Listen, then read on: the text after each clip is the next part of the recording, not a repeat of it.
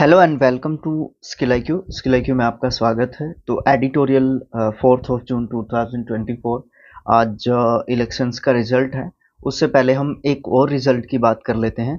एक तो सिक्किम की और एक अरुणाचल प्रदेश की। ओके, वहाँ पे कंटिन्यूटी रहेगी, वही सरकारें हैं वहाँ पे, ठीक है। प्रेम सिंह तमांग और पेमा खंडू। ओके, तो यहाँ पे सिक्किम इलेक्शंस की और अरुणाचल प्रदेश के इलेक्शंस की यहाँ पे इस आज के एडिटोरियल में बात की गई है। और जो आज इलेक्शन का रिजल्ट होगा, जो भी रिजल्ट होगा अच्छा होगा। सबने वोट्स किए हैं, सबने अपनी जो पसंद के कैंडिडेट्स चुने हैं, ठीक है। जो भी हमारे देश के लिए पीएम हमारे नेक्स्ट होंगे, उसके एग्जिट पोल के हिसाब से बीजेपी आ रही है, बट एक्चुअल रिजल्ट मायने रखता है। एक्चुअल रिजल्ट क्या होता है, ठीक है। बीजेपी हो या इंडियन अलायंस हो या एनडीए हो, कोई भी हो, हमारे देश के लिए अच्छा काम करे, अच्छा जो है नाम का हमारे देश का भी करे, और हमें जो है ज़रूरी से ज़रूरी चीज़ें भी प्रोवाइड होती रहें, ऐसी हमारी कामना रहेगी। देखते हैं अभी एडिटोरियल को। तो ट्रस्ट इन कॉन्टिन्यूटी मतलब निरंतरता के ऊपर भरोसा रखा गया है। On the Arunachal Pradesh Sikkim results, किसके ऊपर? अरुणाचल प्रदेश और सिक्किम के रिजल्ट के ऊपर। The Arunachal Pradesh and Sikkim mandates are for status quo. कहने का मतलब यहाँ पे ये है कि जो अरुणाचल प्रदेश है और सिक्किम है, वहाँ पे जो जनों का जो जन आदेश जो था, मतलब लोगों की जो सोच थी, वो वैसी की वैसी जो है एक तरीके से बनी रही है। मतलब वहाँ पे जो पहले सरकारें थी, वो सेम सरकारें जो है वहाँ पे आपको देखने को मिलेंगी, ठीक है। कुछ इस तरीके की यहाँ पे बात की गई है, बताया हमें गया है। चलिए एडिटोरियल को बड़े अच्छे तरीके से देखते हैं, और स्पीड से हो जाएगा ये, ठीक है। बहुत ज़्यादा स्पीड से रहेगा ये, और हो भी जाएगा जल्दी। The verdicts that to the assembly elections in India's earth, easternmost and smallest state by population, Arunachal Pradesh and Sikkim, respectively, might not be a harbinger of what is to come in the 2024 general election। यहाँ पे दो words हैं, verdicts और हरबिंजर।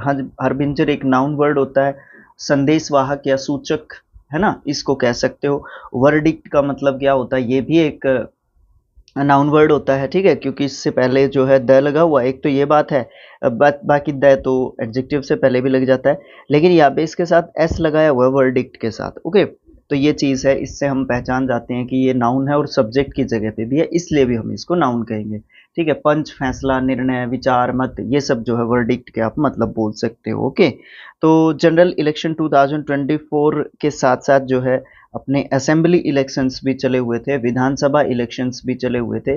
कहाँ पे? एक तो सिक्किम में और दूसरा अरुणाचल प्रदेश में। ओके, जिनके रिजल्ट्स जो है आ चुके हैं। ओके, तो यहाँ पे जो है ये बात की गई है। अब इसको थोड़ा सा समझते हैं। भारत के जो ईस्टर्न मोस्ट और स्मॉलेस्ट जो कंट्री है, स्टेट है, ईस्टर्न मोस्ट स्टेट जो है क्या हो गया? अरुणाचल प्रदेश।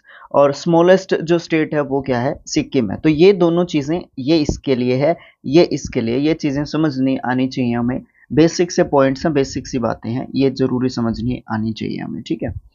तो अगर मैं बात करूं यहाँ पे एडिटोरियल के अकॉर्डिंग, तो भारत के सबसे पूर्वी और जनसंख्या के हिसाब से सबसे छोटे राज्य, भारत का पूर्वी सबसे छोटा पूर्वी राज्य, सबसे पूर्वी राज्य अरुणाचल प्रदेश। अरुणाचल प्रदेश, अरुण मतलब सूर्य, जो जहाँ पे सूर्य सबसे पहले निकलता है ना, तो सबसे पूर्वी राज्य हो गया। तो और सबसे छोटा राज्य है सिक्किम, है ना, जनसंख्या के हिसाब से सबसे छोटा राज्य है। ओके, उसके बाद जो है यहाँ पे विधानसभाओं के इलेक्शंस भी होते, उनके चुनाव के रिजल्ट भी आ चुके हैं। और 2024 के जो आम चुनाव के रिजल्ट है, उसमें आने वाले जो चुनाव हैं उनके लिए ये जो है असेंबली इलेक्शंस का जो जनरल इलेक्शन जिसका आज रिजल्ट है 4 जून को, उसके ऊपर इसका कोई फर्क नहीं पड़ने वाला, क्योंकि वो एक अलग मैटर है, ये जो है एक अलग मैटर आपको देखने को मिलता है। But the decisive victories, but परंतु जो जीत जो हासिल की गई है ना, मौजूदा पार्टियों ने जो जीत हासिल की है, अचीव्ड बाय द इनकम्बेंट जो है parties, the BJP and in Arunachal Pradesh, BJP ने अरुणाचल प्रदेश में जो है जीत हासिल की है, और द सिक्किम क्रांतिकारी मोर्चा SKM जिसको शॉर्ट फॉर्म में बोलते हैं इन सिक्किम, सिक्किम में इसने जीत हासिल की है। इंडिकेट दैट द इलेक्टोरेट्स मतलब वोटर्स इन 2 स्टेट्स ओवरवेलमिंगली, ठीक है, प्रीफर्ड कॉन्टिन्यूटी ओवर चेंज। कहने का मतलब ये है कि दोनों स्टेट्स में जो हमारे जो सरकारें थी, जो व्यक्ति वहाँ पे चुने हुए थे, वही सेम जो है पार्टीज वहाँ पे देखने को हमें मिली है, ठीक है। अगर हम बात करें 2024 के जनरल इलेक्शन की, लोकसभा इलेक्शन की, उसका इनके ऊपर कोई डिफरेंस या फर्क आपको देखने को नहीं मिलेगा। जो वोटिंग होती है वो अलग अलग हिसाब से जो है की जाती है। ओके, तो यहाँ पे क्या कहा गया है कि भारतीय जनता पार्टी अरुणाचल प्रदेश में और सिक्किम क्रांतिकारी मोर्चा सिक्किम के अंदर इंडिकेट करते हैं इलेक्टोरेट्स को, वोटर्स को इन दोनों स्टेट्स में कि जो जो दोनों राज्यों में भारी बहुमत से जो है इनको जो है एक तरीके से प्राथमिकता एक तरीके से दी गई है, और किस चीज़ को, कॉन्टिन्यूटी को, निरंतरता को, जो वहाँ पे चला आ रहा था वही जो है चलाया है सिक्किम और अरुणाचल प्रदेश की जनता ने। मतलब उन्हीं नेताओं में, उन्हीं पार्टियों में विश्वास जो एक तरीके से दिखाया है। Arunachal Pradesh chief minister Pema Khandu and his party received a strong mandate, winning 46 out of the 60 seats and increasing the BJP's tally even further by 5 seats। कहने का मतलब यहाँ पे क्या है, एक तरीके से आप ये कह सकते हो कि अरुणाचल प्रदेश में जो है पेमा खंडू ने जो है वहाँ पे जीत हासिल की है। वहाँ पे भी पेमा खंडू, पहले भी वहाँ पे पेमा खंडू जी ही जो है वहाँ पे क्या थे, एक तरीके से CM थे, ठीक है। तो अरुणाचल प्रदेश के अंदर मुख्यमंत्री पेमा खंडू जी ने और उनकी पार्टी को मजबूत करने के लिए काफ़ी मजबूत जो है उनको वहाँ से मजबूती मिली है, क्योंकि 60 में से 46 जो सीट्स वहाँ पे उन्होंने जीती हैं, तो काफ़ी भारी बहुमत आप इसको बोल सकते हो, ठीक है। 31 सीट चाहिए थी जीतने के लिए, तो ठीक है, क्योंकि आधा प्लस के 1 होता है, तो इससे बीजेपी की जो है 5 सीटें और भी ज़्यादा जो है इससे बढ़ जाती हैं। ओके, उसके बाद क्या होता है, उसके बाद मिस्टर खांडू या mister Pema Khandu enjoys the reputation of running a stable government in the state, far from the Tamil Tamil tumultuous मतलब हलचल, उथल पुथल, है ना, अशांत, उत्तेजित, उपद्रवी, ये सब मतलब हम tumultuous के बोल सकते हैं, एडजेक्टिव वर्ड है। In period 2016 when he took over the Reigns एक नाउन वर्ड है, ठीक है।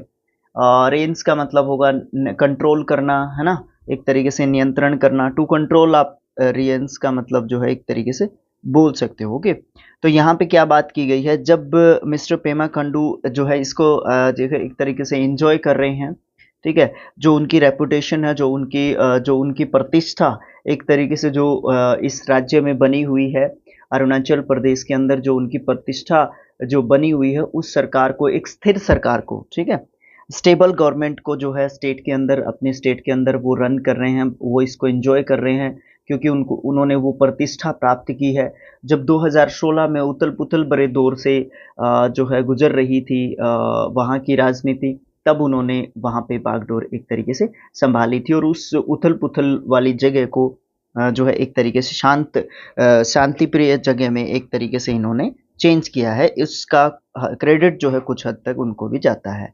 With a focus on welfare delivery and infrastructure development that has further connected the state to the rest of the country। ये बहुत अच्छी बात है, यहाँ पे ये जो बात है ना, ये बहुत अच्छी बात यहाँ पे लिखी हुई है।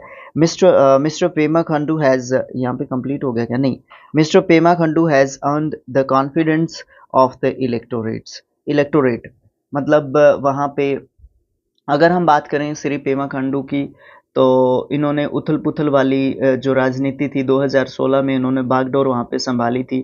तो वहाँ पे इन्होंने क्या किया, एक तो वेलफेयर डिलीवरी की, मतलब एक तरीके से कल्याण वितरण, वेलफेयर डिलीवरी मतलब कल्याण वितरण, ठीक है, मतलब कल्याण किया, अच्छे काम किए। और दूसरा क्या, इंफ्रास्ट्रक्चर डेवलपमेंट, मतलब बुनियादी तौर पर जो स्ट्रक्चर था उसको जो है विकसित किया, एक तरीके से बुनियादी ढांचे को एक तरीके से विकास पर केंद्रित करके जो है इन्होंने काम किया, जिसने जो है राज्य को देश के बाकी के हिस्सों से जोड़ा। ये जो मैंने बात यहाँ पे कवर की थी, हैज़ फर्दर, ये जो काम थे दोनों के दोनों, ये जो काम थे इन्होंने जो है क्या किया, कनेक्ट किया स्टेट को दूसरे जो हिस्से थे देश के, है ना, देश के हिस्से से या देश से इन जो बातों ने जो है बड़े अच्छे तरीके से यहाँ पे क्या किया है, जोड़ा है, क्लियर किया है एक तरीके से बात को। ठीक है, उसके बाद क्या है, मिस्टर पेमा खांडू और इन इसने जो है देश के हिस्सों को जोड़ा। फिर जो है पेमा खांडू ने जो है इलेक्टोरेट्स हैं, जो वोटर्स हैं, उनका विश्वास जो है एक तरीके से जीता है, विश्वास को अर्जित उन्होंने किया है। द बीजेपी फ्रेंडली पार्टीज, जो बीजेपी की साथी पार्टीज हैं, बीजेपी के अलायंस पार्टीज हैं, द नेशनल पीपल्स पार्टी, जिसमें नेशनल पीपल्स पार्टी को गिनोगे, और the People's Party of Arunachal और People's Party of Arunachal has registered 5 and इन्होंने क्या किया, 5 और 2 जीत जो है हासिल की। तो आप यहाँ पे सबसे पहले जिसका जिक्र आया उसने 5, यानी कि नेशनल पीपल्स पार्टी ने 5 सीट जीती हैं, और the People's Party of Arunachal Pradesh ने जो है 2 सीटें जीती हैं, विंस ईच, प्रत्येक ने जो है जीती हैं। While the opposition Congress tally was reduced to just 1 seat, और जो अपोजिशन पार्टी है वहाँ पे कांग्रेस की जो पार्टी है, कांग्रेस जो पार्टी है वहाँ पे सिर्फ एक ही सीट वहाँ पे जीत पाई है। Supporters of the BJP and its main leader Mr. Pema Khandu would celebrate the fact that in 10 out of 60 seats there are no contest which limited the chances of any upset। यहाँ पे भी जो है एक तरीके से पेमा खांडू के हिसाब से बात की गई है कि जो पेमा खांडू है ना, उनके समर्थक और बीजेपी और उसके जो है प्रमुख नेता के रूप में वहाँ पे कौन उभरे हुए हैं, श्री पेमा खांडू, और उनके समर्थक जो है इस बात का बिल्कुल जश्न मनाएंगे, खुशी मनाएंगे कि 60 सीटों में से 10 सीटें तो ऐसी थी जिन पे कोई मतलब मुकाबला ही नहीं था, कोई कॉन्टेस्ट ही नहीं था, जिससे उलटफेर की भी कोई संभावना जो है वहां पे देखने को नहीं मिली थी, कोई चांस नहीं था, विच लिमिटेड, जो सीमित कर देती हैं चांसेस को किसी भी प्रकार के अपसेट को।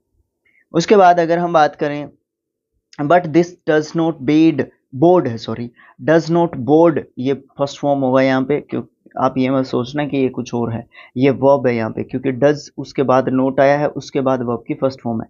Well for the state as a robust contestation of ideas and policies is a must for functioning democracy. ये भी बड़ी अच्छी बात यहाँ पे लिखी गई है। अगर देखो, अगर किसी तरीके का कॉन्टेस्ट ही नहीं होगा, है ना, लेकिन आप ये बोल सकते हो कि ये चीज़ जो है स्टेट के लिए बिल्कुल भी अच्छी नहीं है, क्योंकि एक कामकाजी लोकतंत्र के लिए विचार और नीतियों में मजबूती का मुकाबला होना बहुत ज़्यादा एक तरीके से ज़रूरी है, जिससे जो डेमोक्रेसी है वो अच्छे तरीके से क्या कर सकती है, फंक्शन कर सकती है, रन कर सकती है, चल सकती है। Okay, Arunachal Pradesh would do well not to go to the Nagaland way where technically there is no opposition as well. The parties that contested against the BJP Nationalist Democratic Progressive Party coalition joined the alliance after the elections in 2023। यहाँ पे बात की गई है अरुणाचल प्रदेश के लिए अच्छी बात ये भी है कि वो नागालैंड के जैसे रास्ते पर नहीं जाए या ना जाना पड़े उसको, जहाँ पे टेक्निकली आप ये बोल सकते हो, तकनीकी रूप से आप ये कह सकते हो कि कोई विरोध नहीं है, क्योंकि बीजेपी जो है और नेशनलिस्ट डेमोक्रेटिक प्रोग्रेसिव पार्टी जो है, उनके गठबंधन के खिलाफ चुनाव लड़ने वाली सभी पार्टियां 2023 के चुनावों के बाद गठबंधन में शामिल एक तरीके से हो गई थी। तो इस तरीके की चीज़ यहाँ पे देखने को नहीं मिलनी चाहिए। उसके बाद क्या है, इन सिक्किम द SKM, समझ गए हो गया, SKM तो पढ़ लिया था ना पीछे, क्या था वो, सिक्किम क्रांतिकारी मोर्चा। हाँ, सिक्किम क्रांतिकारी मोर्चा लेड बाय चीफ मिनिस्टर प्रेम सिंह तमांग। अब यहाँ पे सिक्किम की बात चल रही है, अरुणाचल प्रदेश की बात कंप्लीट हो गई है, अब सिक्किम के बारे में थोड़ा सा बताएगा राइटर हमें।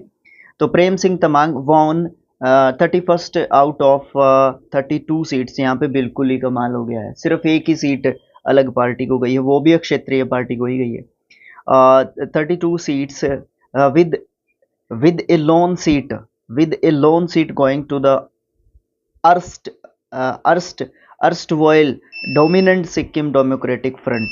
ये जो है एक सीट जो है किसको गई है, सिक्किम डेमोक्रेटिक फ्रंट जो है पार्टी को गई है एक तरीके से।